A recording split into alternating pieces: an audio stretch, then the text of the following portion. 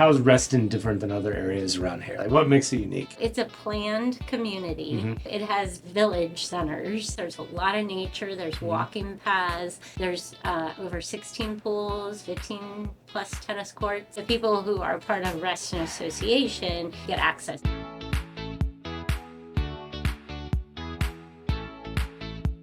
Well, hey, thanks for coming on the show. You're welcome. Thanks It's good for to have you, having me. Marnie. You know, I'm glad we got connected through Christina Davis, one of my favorite people. So creative. She's got a great podcast, but she educated us on PR stuff. Do you ever gotten any of those PR classes? famous. Yeah, PR famous. Yeah. Do you know her story, by the way, of the whole the cast that so she had a company where you get these big foot casts. Oh, actually, Yeah. I have heard Yeah, of it. and so instead of these bulky, bad-looking casts, let's Right. make them look cool. And she got on the Steve Harvey show. It's actually really Yeah, neat story. she's done amazing Yeah, things. she's done good She's things. cool. I'm really excited to have you. We have a topic today. I think what we're going to talk about today is something we've never talked about before, which is Reston. All right, so now a lot of people think Reston's a town. Nope, Reston is a place. It's a place. What is the difference between a place and a town? And I want to hear all things Reston. Why don't you give us some background on Reston and how you ended up there? Reston was discovered, I guess you'd say, in 1964, and Robert E. Simon is the founder, and that's how the place was named. RES is his initials. They say it's a place called Reston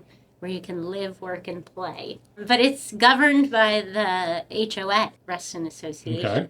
Wow. So we don't have a mayor or... Yeah. The Reston Home Tour is something you've been very involved with, which I believe it supports the Reston Museum. Is that correct? Yes. Oh, just doing my research over here. Yeah, Not a big good job, deal. good job. Tell us about the home tour, how you've worked with it, all of it. So the Reston Museum is a very small museum at Lake Ann, which is the original shopping center, Reston, Lake Ann Plaza. And that's where the first homes were built. And it's a man-made lake. So there's this little museum there, and it operates on the fundraising. So one of the largest fundraisers is the Reston Museum, and they also do the cardboard boat regatta, which is in August. And the Reston Museum, or the Reston Home Tour, is in October. This year it's October 25th. And it's a self-guided home tour. It's a lot of fun. Okay. Over 800 people usually attend. And it's between 10 and 5 on a Saturday. And we usually have 6 to 7 homes on tour. And then also one of the new apartment buildings or hotels. So this year we're still looking for houses for the tour. So If someone has one they want to feature, please. would they reach out to you? Yeah, they can. Absolutely. Cool. Yeah, I could get them directed to the right people. We try to find homes in a variety of different parts of Reston. There's 3 different zip codes. And we like to have a mid-century modern or a colonial or a condo and a townhouse, because that's the great thing about Reston is there's such a variety of homes and a variety of architecture. Yeah, I would say, tell me if I'm wrong here, most of your business is Reston, right? You go outside of it, I'm sure. We do all of Northern Virginia. Okay. I don't know the exact percentage, but it is a lot. Yeah. How is Reston different than other areas around here? What makes it unique? So it's a planned community. It has village centers, is what they call them, where there's shopping centers. And then close to the shopping center, there's different types of homes. It's much more planned. There's trees. There's a lot of nature. There's walking paths. There's over 16 pools, 15 plus tennis courts. And you pay, the people who are part of Reston Association, you pay $848 a year, and you get access to all of those. Yeah. So you go to different. different pools all throughout Reston. That's cool. What year did you move to the Reston area? You've always been there? Since the 70s. Okay. 79, cool. My mom moved there. Nice. Single mom with 3 kids. Awesome. Yeah. Yeah. I was just on your website, by the way. Beautiful. Thank you. Did you hire someone to do that, or? Yes. Luxury presence. And we just did a refresh. Well, there's still agents out there that don't have their own website. And I just think, the first thing I do still is I Google someone. Tell me about this person. I want to learn about them. How many reviews do they have? Let me check out their website. So if you're a real estate agent out there and you still do not have a website, this is not something that needs to be that expensive. I don't know. There's some affordable options, but you can make it look very professional. Great job, Kelly. That's good. And tell me about your teams. You got a couple people on your team. How did you guys get connected? And put together? So Debbie Angozola and I worked together at Long and Foster. I was at Long and Foster for 17 years. Moved to Compass 4 years ago. And Lauren McCormick, she was a past client of mine and had just mentioned once, oh, I think I want to get into real estate. And I called her a couple years later and I was like, do you still want to get into real estate? And it worked out. She came on as our transaction coordinator, but she now is licensed also. And she does a lot of our rentals and she's now selling as well. Cool. And the three of us get along really well. That's awesome. Great time. How was your Long and Foster experience, and what made you make the decision to move to Compass?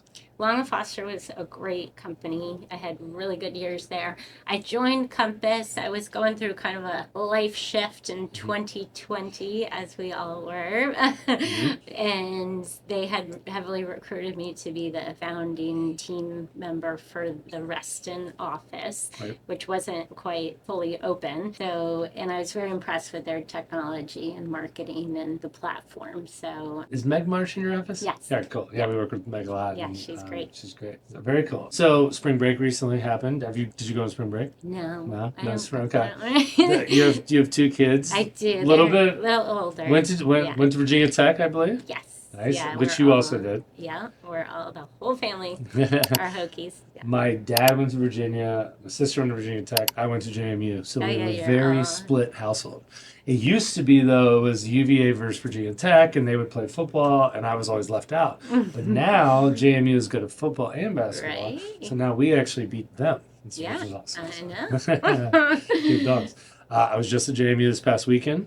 Great. It's great there. They built Lauren went to JMU. Oh, yeah? Very cool. Yeah, no, they've done a lot. They built a lot. It's good. We have a part of the podcast, Rapid Fire. Okay. So we got a variety of questions here. Your top home reno project for the best ROI? I would say flooring. I 100% agree with you. Now, it makes such a difference. I bought... carpet is out.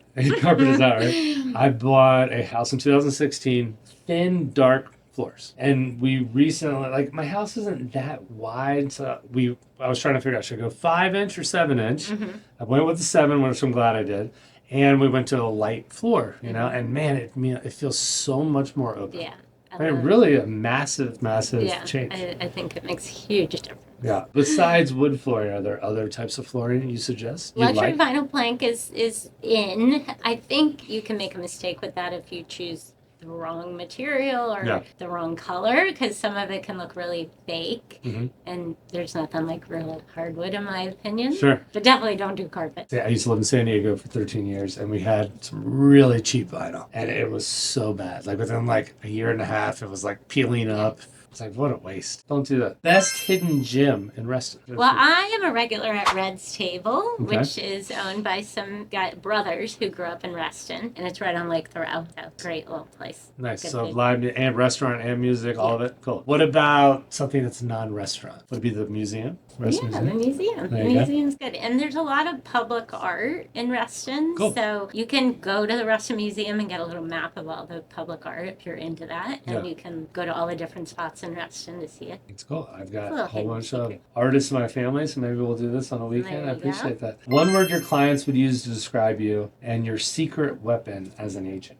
I tend to be positive and calm. I work with a lot of seniors, which I love. So, did I answer the question? I think your secret weapon. Yeah, it might be that you're calm. I have good relations with other agents, which is key. That is key. Why do you think you enjoy working with seniors? They just have stories to tell. You do have to be patient, but I love hearing and listening to them, making them feel better about the whole process because they get very overwhelmed. Yeah, it makes sense. First thing you notice when walking into a house? The smells. Okay, gotcha. Yeah. And give me good and bad smells. I hate plugins. I don't like, because I always feel like you're covering something up if you have. But, I can usually tell if there's water problems.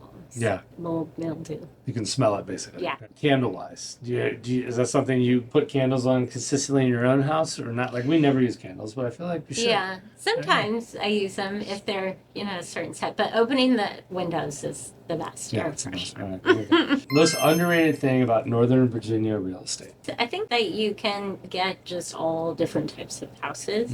I mean, you drive around and you see a lot of basic colonials, but if you really go into the different pockets, you can get all different architects. One thing, so we do a lot of business in DC. The condo market's been struggling there for a few years. Do they have a lot of condos in Reston, or yeah? And how is that market? Like, It is slower. it's slower too. Yes. Yeah. Why do you think condos are so slow with a limited inventory? Just in this area. Condo fee. The condo fee? Yeah. And not all the condo buildings are getting FHA and approved. Sometimes they have large special assessments. But yeah, the condo fee in a lot of these buildings are going up quite a bit. I've heard a little bit of the lakes in Reston. Like, what is that about? So there are 4 man-made lakes in Reston. Okay. There's Lake Anne, which is in 20190, where Lake Anne Plaza is, and their homes all around their condos, townhouses, single families. There's Lake Thoreau, Lake Audubon, and Lake Newport. Audubon and Thoreau and Lake Anne, you can have pontoon boats and barge boats, but on Lake Newport, you can't have any electric barge boat. But it's awesome because you can get home on the lake, which is what we. So with some of those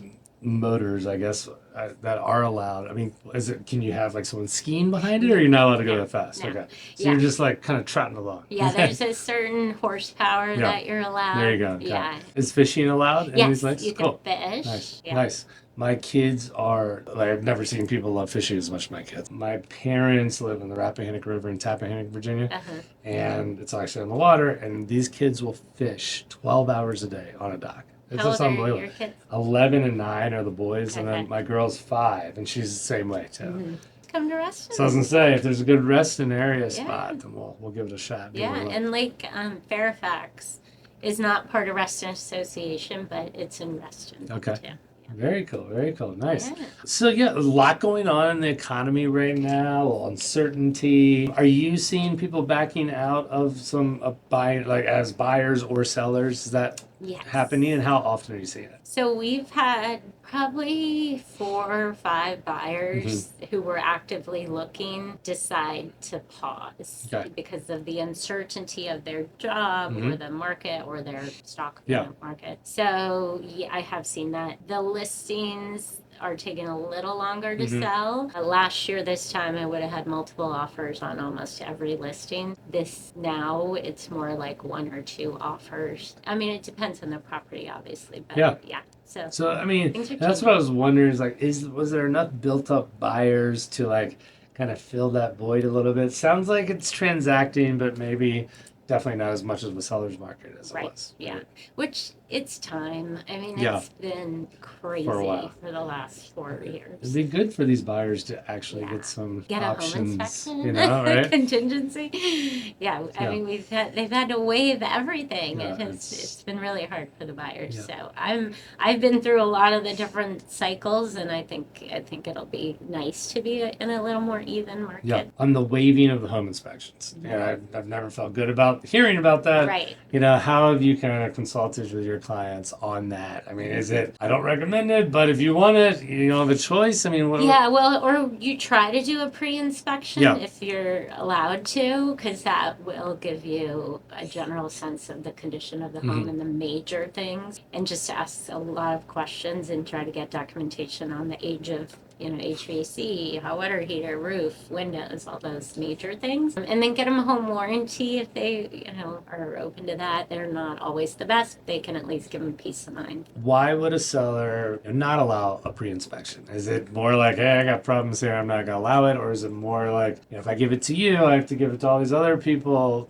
Do you know? So, I'm not seeing as many of those now, but last year when it was crazy, it really was the time that it takes. Because, I mean, even a pre-inspection is usually an hour. Yeah. I mean, last year this time, we were doing 15-minute appointments or overlapping showings, so there wasn't time to take an hour out of the showing day. That's a good point. Yeah, so that's where people may not have allowed it. Yeah, nice. What are you excited about in the coming years within the real estate industry?